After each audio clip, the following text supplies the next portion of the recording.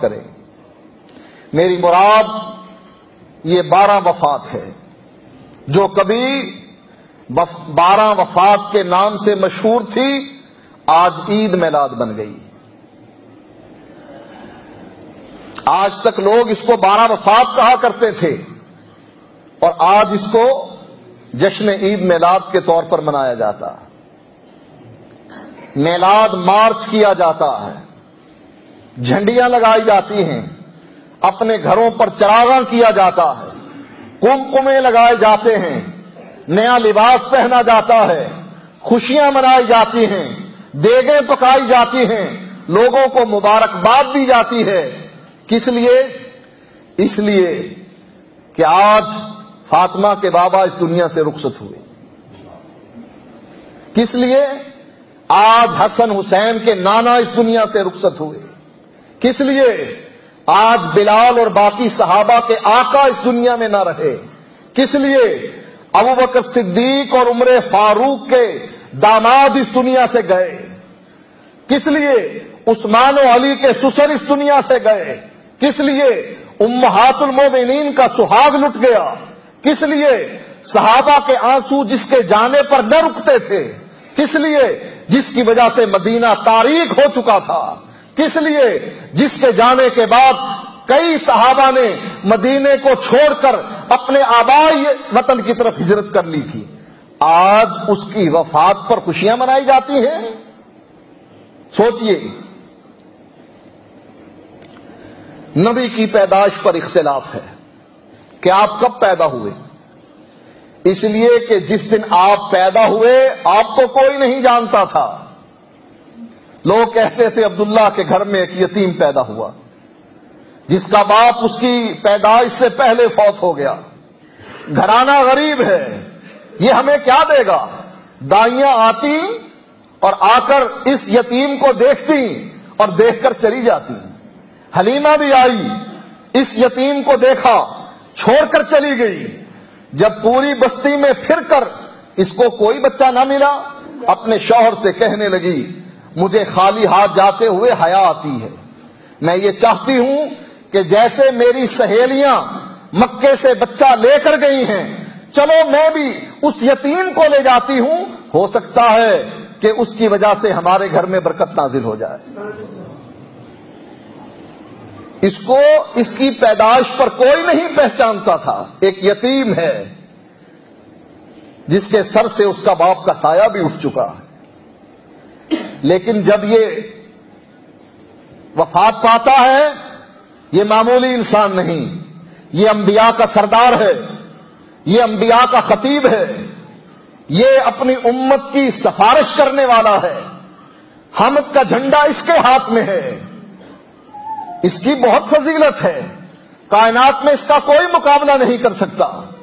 تولنے والے فرشتے کو اس کے ساتھی نے کہا کہ اگر ایک پلڑے میں تو اس کو رکھے اور دوسرے پلڑے میں پوری کائنات کو بٹھا دے، اس کا پلڑا پھر بھی بھاری رہے گا۔ یہ جب فوت ہوا، محمد الرسول اللہ کی حیثیت سے فوت ہوا۔ جب یہ فوت ہوا، احمد نام سے فوت ہوا کہ یاتی من بعد اسمہ احمد، کہ عیسیٰ علیہ السلام بشارت دے رہے ہیں میرے بعد ایک آئے گا، اس کا نام احمد ہوگا۔ آج وہی احمد فوت ہو رہا ہے۔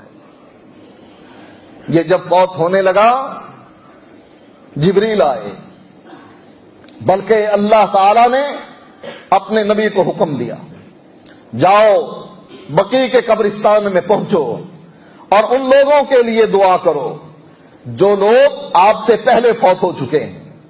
اللہ کے نبی پہنچے، ان کے لیے دعا کی اور ساتھ ساتھ فرمانے لگے تم تو چلے گئے، تمہارے بعد اب ہم بھی آنے والے ہیں۔ اللہ کے نبی علیہ الصلوۃ والسلام جو ساتھی آپ کے ساتھ ہے، اس سے فرماتے ہیں اللہ تعالیٰ نے مجھ کو خزانے کی چابیاں دی، اللہ تعالیٰ نے مجھ کو دنیا میں رہنے کے لیے مہلت دی ہے، جتنا دل چاہے دنیا اور اس کی زیب و زینت کو اختیار کر لے۔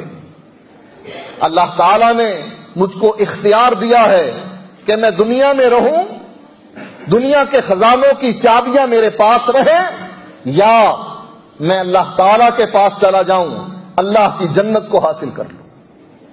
وہ صحابی کہتے ہیں اللہ کے نبی پھر آپ ہمیں اختیار کر لینا، خزانوں کی چابیاں لے لیں، اس دنیا میں رہیں اور پھر بعد میں جنت بھی لے لینا۔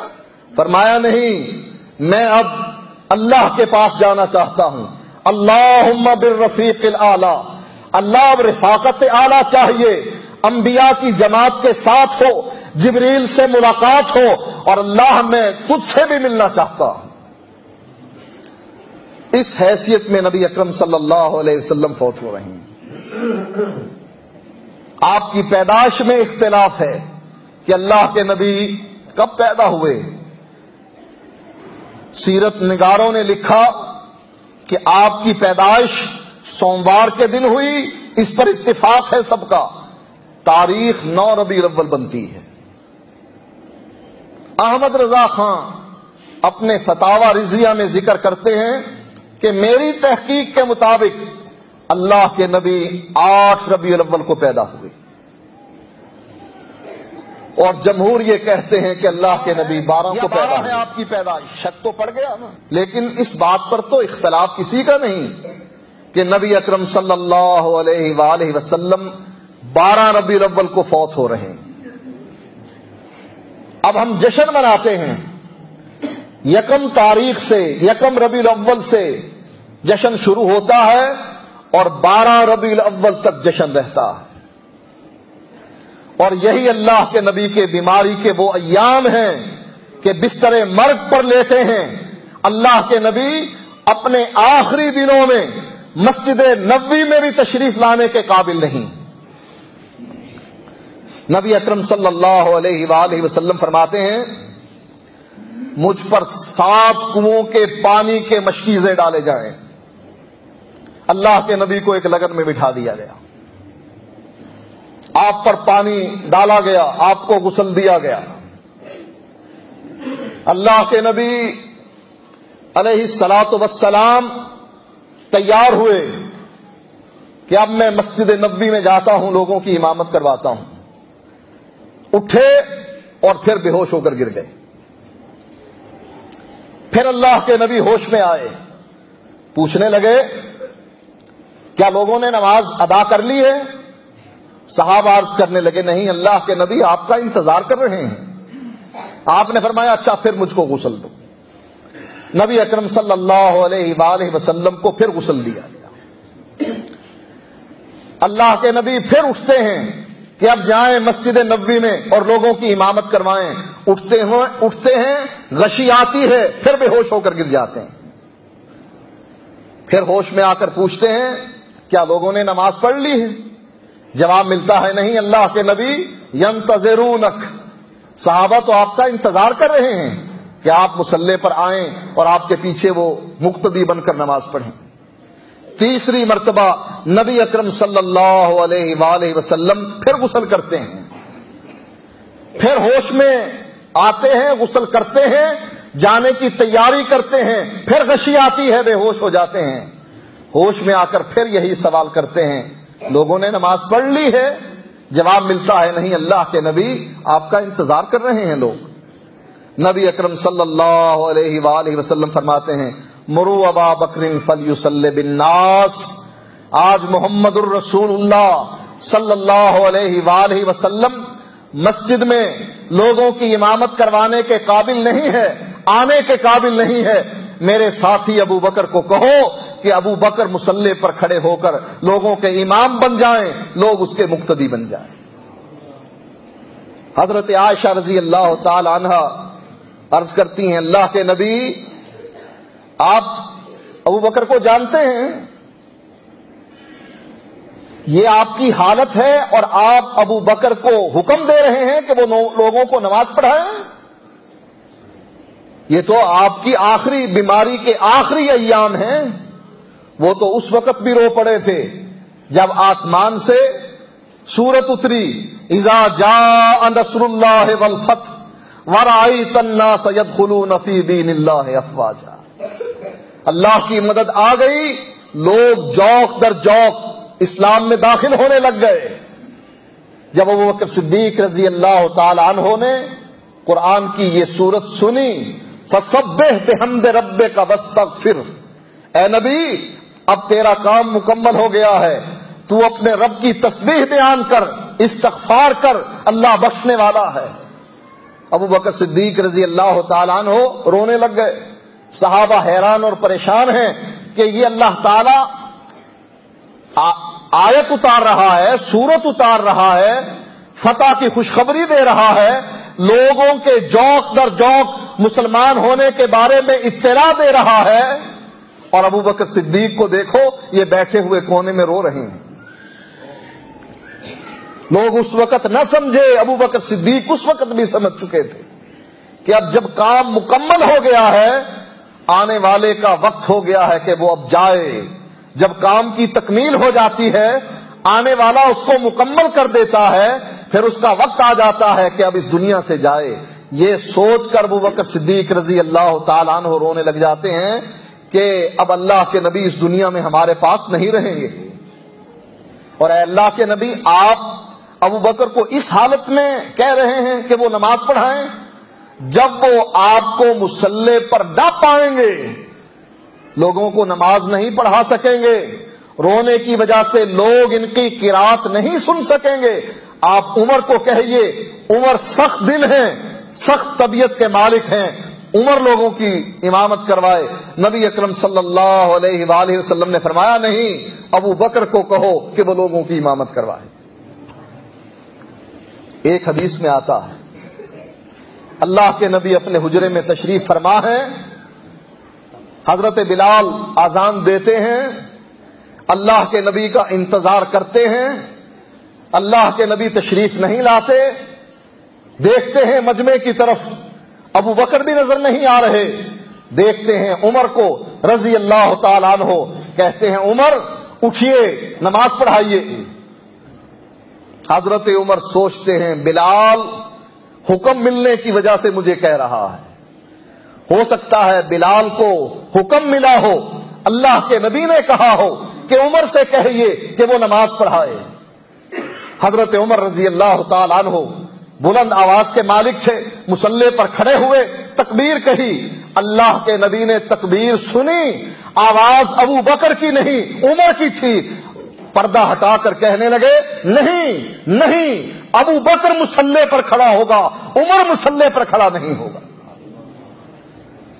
حضرت عمر نے مجبوراً نماز پڑھائی اور بلال کو ڈانٹ کر کہا، بلال میں نے سمجھا تھا کہ تو اللہ کے نبی سے اجازت لے کر آیا ہے، اس لیے تو مجھے کہہ رہا ہے، میں نے اس غلطی میں لوگوں کی امامت کروائی، اللہ کے نبی اس مصلی پر سوائے ابو بکر کے کسی کو کھڑا ہونے کی اجازت نہیں دے رہے۔ نبی اکرم صلی اللہ علیہ وآلہ وسلم کے بارے میں انہی ایام میں صحابی بیان کرتے ہیں کہ اللہ کی نبی کی طبیعت کچھ فریش ہوئی، اللہ کے نبی نے فضل بن عباس کو بلایا، حضرت علی کو بلایا، دونوں کے کندھوں پر ہاتھ رکھا اور مسجد نبوی کی طرف تشریف لے گئے۔ صحابی بیان کرتے ہیں کہ میں اللہ کے نبی کے گھسٹتے ہوئے پاؤں جو زمین پر گھسٹ رہے تھے، میں ان پاؤں کی طرف دیکھ رہا تھا کہ اللہ کے نبی میں اتنی طاقت بھی نہیں کہ اپنے پاؤں کو زمین پر رکھ سکے۔ یہ خوشیاں منانے کا وقت ہے نا، یہ ڈھول بجانے کا وقت ہے، یہ رقص کرنے کا، بھنگڑے ڈالنے کا موقع ہے کہ اللہ کے نبی فرما رہے ہیں پانی کا پیالہ چارپائی کے نیچے پڑا ہوا ہے اور اپنا ہاتھ اللہ کے نبی اس پانی کے پیالے میں ڈالتے ہیں، اپنے چہرے پر پھیرتے ہیں، جو چہرہ بخار کی وجہ سے اتنا زیادہ تپ رہا تھا۔ صحابی بیان کرتے ہیں کہ ہم میں اتنی ہمت نہیں ہو رہی تھی کہ اللہ کے نبی کے جسم پر ہاتھ رکھ سکیں، اتنی گرمی اللہ کے نبی کو بخار کی وجہ سے چڑھی ہوئی تھی۔ صحابی پوچھتے ہیں اللہ کے نبی آپ کو اتنا بخار ہے؟ فرمایا ہاں، جیسے اللہ تعالی ہمیں دوہرا اجر دیتا ہے ایسی ہی آزمائش بھی دوہری کرتا ہے۔ آپ فرماتے ہیں تم بیٹھ کر نماز پڑھو، اللہ تم کو آدھا ثواب عطا کرتا ہے، اور میں اگر بیٹھ کر نماز پڑھوں اللہ مجھ کو پورا ثواب عطا کرتا ہے۔ جیسے ہمیں اجر دوہرا ملتا ہے، ہماری آزمائش بھی دوہری ہوتی ہے۔ آپ اپنا ہاتھ پیالے میں ڈال کر اپنے چہرے پر پھیرتے اور فرماتے اللہم اعنی علی سکرات الموت وغمرات الموت، اللہ موت کی سختیاں ہیں، گھاٹیاں ہیں، ان موت کی سختی اور گھاٹیوں میں میری مدد کرنا۔ آپ حضرت عائشہ رضی اللہ تعالی عنہ سے کہہ رہے ہیں عائشہ اس یہودن نے مجھ کو زہر دیا تھا جس کی تاثیر کو اللہ تعالیٰ نے روک دیا تھا، وہ بکری اللہ کے نبی نے کھائی تھی، اس کا لقمہ منہ میں ڈالا تھا، ایک صحابی اس کی وجہ سے فوت بھی ہو گئے تھے، لیکن اللہ تعالیٰ نے اپنے نبی پر اس کا اثر روک دیا تھا۔ اللہ کے نبی حضرت عائشہ سے کہتے ہیں عائشہ آج اس زہر کی وجہ سے میری شاہرت کٹ رہی ہے، ہمیں خوشیاں کیوں منانی چاہیے؟ اللہ کے نبی کی شاہرت کٹ رہی ہے۔ ہمیں خوشیاں کیوں منانی چاہیے؟ اللہ کے نبی کو سخت بخار ہے۔ ہمیں خوشیاں کیوں منانی چاہیے؟ اس لیے کہ حضرت فاطمہ رضی اللہ تعالی عنہا اپنے بابا کی تکلیف کو دیکھ کر کہہ رہی ہیں کہ بابا آپ کو کتنی تکلیف ہے؟ آپ جواب میں فرماتے ہیں فاطمہ آج کے بعد تیرے بابا کو کبھی تکلیف نہیں ہوگی۔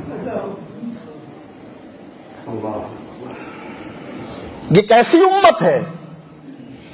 کبھی کسی امت نے اپنے نبی کی وفات پر جشن منائے؟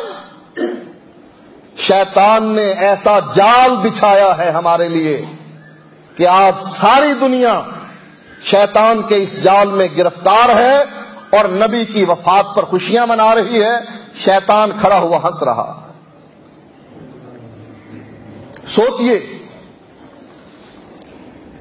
12 ربیع الاول کو جس دن اللہ کے نبی فوت ہوئے، وہ یہودی خوش تھے یا ناراض تھے، غمزدہ تھے، جن کو اللہ کے نبی نے مدینے سے نکال دیا تھا؟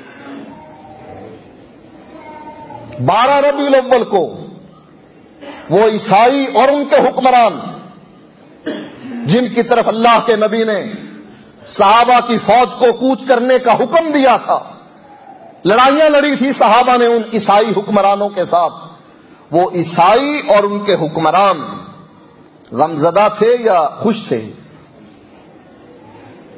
وہ منافق جن کا سردار اللہ کے نبی کی زندگی میں فوت ہو گیا، لیکن وہ جماعت تو موجود تھی مدینے میں۔ سوچئے عبداللہ بن ابی کی وہ جماعت 12 ربیع الاول کو خوش تھی یا غمزدہ تھی؟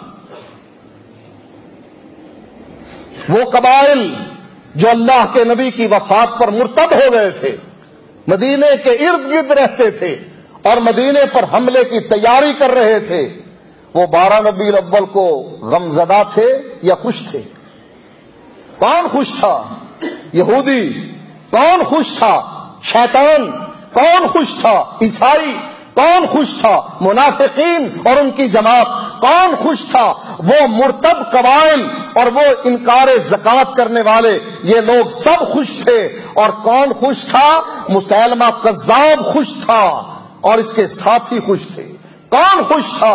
اسود انسی جو نبوت کا دعویٰ کرتا تھا، وہ نبی کی زندگی میں قتل ہوا، اس کی جماعت خوش تھی۔ کیوں؟ شیطان کیوں خوش تھا؟ کہ وہ گیا جو توحید کو پھیلایا کرتا تھا،